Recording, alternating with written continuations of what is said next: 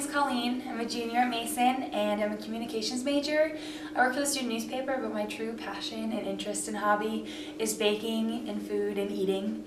I love to bake and cook, and ever since I became a vegetarian 4 years ago, I've become really interested about what is in my food, where my food comes from, and what is behind the things that we eat. Since I started wondering about, is there meat in my food, I started to look into what the other ingredients are too. And I found lots of additives and preservatives and chemicals and things that I just am not comfortable eating. So I decided to make it myself. One of my favorite foods is bagels. And this is your typical bagel bag that my roommate has in the room right now. They've got artificial flavoring, modified cornstarch, all sorts of different colors, and things that you don't really need in your food. When I make my own bagels, I just have a few simple ingredients. I have flour, salt, water, yeast, which is the main ingredients, and then I use oil when it's rising, and I put a little bit of agave, you can use honey or sugar, in the water to make them sweet and a little bit chewy. I first became a vegetarian because I had a pet pig named Murphy that I brought home from the farm. Murphy was the runt piglet, and after I fell in love with her, I couldn't bring myself to eat meat anymore. So before that I never cooked, I never baked. My mom's not really big into cooking, so I just didn't have that experience before. But after that I really started to get into it, and the more I learn, the more I love it. Alright, so we have all our ingredients here, and the only real kitchen tools that you're going to need is a bowl and a spoon, some teaspoons for measuring, and a measuring cup. But it can't get more basic than this. So you're just going to start off with 2 cups of hot water in your bowl, and then you need 2 packages of dry active yeast that, if you haven't heard what yeast is going to make the dough rise. So you just have to mix it into the water. The hot water activates it, so you have to make sure that your water's actually warm. You just mix it in there. You'll have to wait a few minutes for it to activate. Just stir it up a little bit so it's all incorporated. You're going to have to cut because it's going to take a few seconds. So we also want to add in 2 teaspoons of salt. And most recipes call for in between 4.5 and 6 cups of flour. It mostly just depends. You'll get a feel for what kind of consistency you want your dough to be. It's definitely going to be a lot thicker than your cake or cookie dough. But it's going to be a little bit stickier than your average loaf of bread. So you just kind of add it in and keep stirring. And we'll just start here.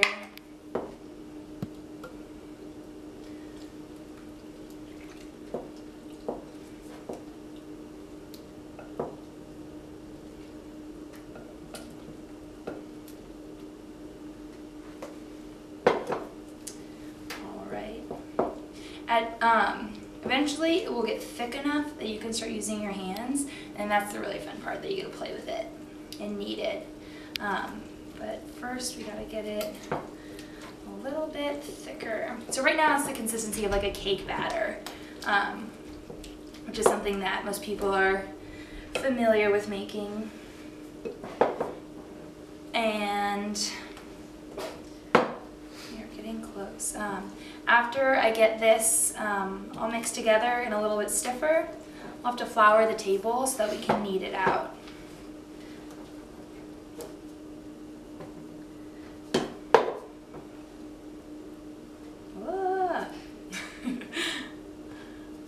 Okay, we're getting there.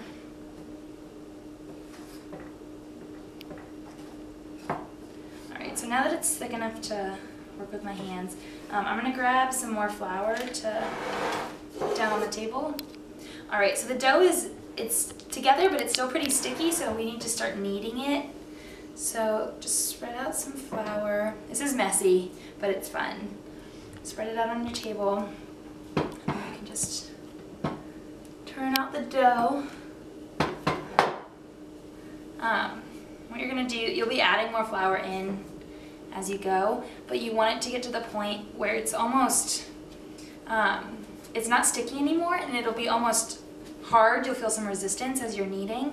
So this can take anywhere from 3 to 5 minutes to knead it out.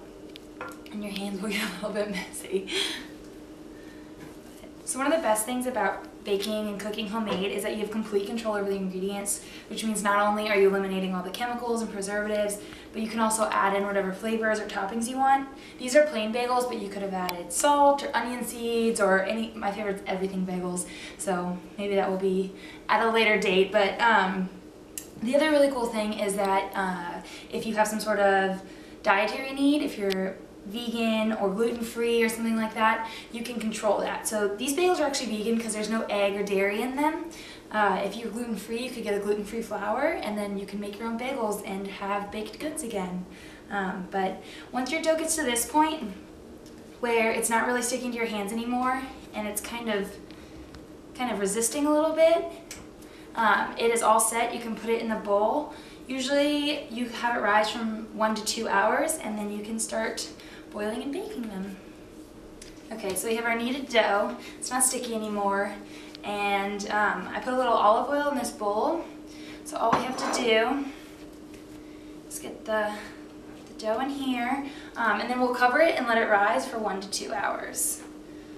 Alright, so it's been an hour or two and the dough has risen.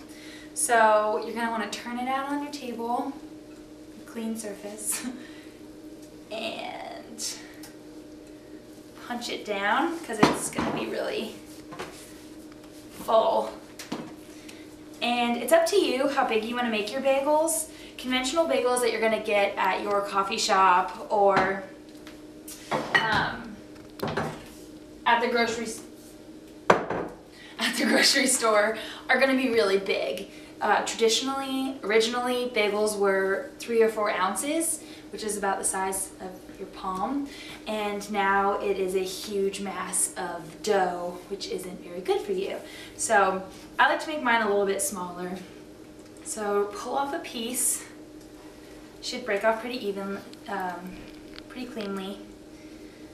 Just roll it, and then punch a hole in the middle with your thumb. And then there is your rough bagel. So then I'll have to make all of these. Alright, so bagels are actually hundreds of years old.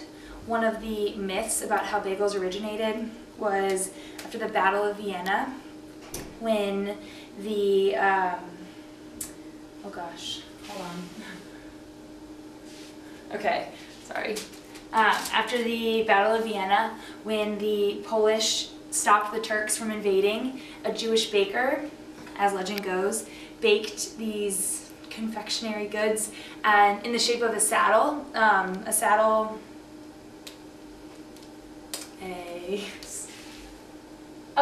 sorry. In the shape of a stirrup, for as a thank you to the armies for stopping the invaders. But that's probably not what actually happened. They were recorded earlier in a Polish town. The word bagel actually comes from the German word ring or stirrup. So that's why because of their shape. They were originally sold. They'd have them in the markets on wooden dowels or on strings, and they were usually eaten 4 or 5 hours after they were baked. So fresh bagels are the way to go. It wasn't until the 1960s that they invented a way to freeze bagels and sell them that way, and then they were pre-sliced for the first time in the 60s as well. So the bagels we eat today are not very similar to what the original bagels were. A lot of bagel purists talk about New York bagels, which are traditionally chewier and smaller and have less ingredients than your average supermarket bagel today. So these are all done being made into shapes. They're not going to be pretty like your traditional supermarket bagel is, but they're handmade, so they're special in that way. So time to go boil them. Okay, so I have my water boiling, and I added in some agave, which is a honey alternative. It's it's a sweetener, but it's derived from a plant, the agave plant. It's sweeter than sugar, so you don't need as much of it, and it's more natural, and it's also absorbed into the body slowly, so you don't have that sugar high and spike and then crash. It's a more natural product, so I like using it better. So I put some of that in the boiling water, and now it's time to boil the bagels. Okay, so all you have to do is take each, oh gosh, they're gonna stick. So if you need to reform them a little bit, that's fine. You just drop them into the boiling water. Just do a couple at a time so that they fit and it doesn't get overwhelming. These are all gonna stick, guys. Leave them in there for about a minute or less, and they'll rise to the top when they're done. Then you can just scoop them out and place them on a cooling rack.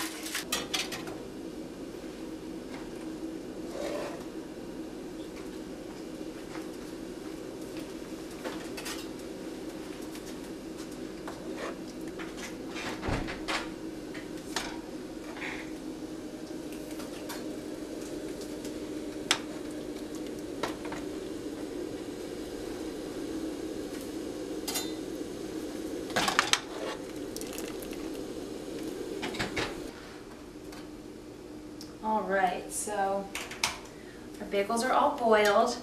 You can tell they look a little more swollen than they were before. This is about the size that they'll be when they're done cooking. You can also tell that they're all a little irregularly shaped. Commercial bagels, like the ones you buy in the grocery store, actually aren't boiled anymore. They're steamed. So they don't have the same texture as homemade bagels do. These are a little chewier. But these are your traditional New York style bagels, and they're handmade, so they're a little funny shaped, but they taste just as good. And so now I'm going to transfer them onto a baking sheet, and then we can stick them in the oven. So I put a parchment paper on my sheet just so that they don't stick, but if you just want to lightly grease it, that works too. But space them out. You don't have to worry about spacing them too much like you would cookies or something else, because they're not going to grow too much more in the oven. Alright, so our bagels are all set to go in the oven. Preheat to 475 degrees, and it's going to take about 15 or 20 minutes for them to bake. So, stick it in there. Now we just wait. Alright, so the bagels are done baking. I'm going to pull them out, and we can eat them. Okay, so we have our plate of finished bagels. They cooked their center shut, so they kind of just look like biscuits, but they taste like bagels. And if you want that traditional hole in the middle, just make it the bigger hole in the smaller bagel. When they're big and thick like this, they click shut. But these are still hot, and we can cut them open, but they're really hot.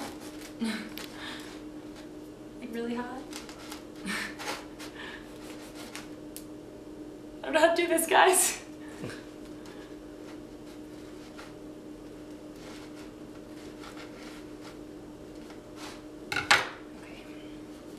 Steamy.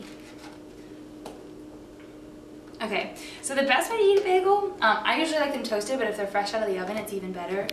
This is my favorite cream cheese spread. It's pumpkin spice. So you can just, traditionally, Jewish bagels in New York were served with schmear, which is just a little bit of cream cheese, not how Mason Dining serves it with a whole tub of cream cheese on each bagel, and salmon. But you can do whatever you want. Butter, spreads, all different sorts, but pumpkin spice cream cheese is probably one of my favorite discoveries. But this is it, and it wasn't that hard. Alright, well that's it. It wasn't that hard to make bagels, just a few quick and easy ingredients to mix together. We'll see you back next time for some more homemade fun.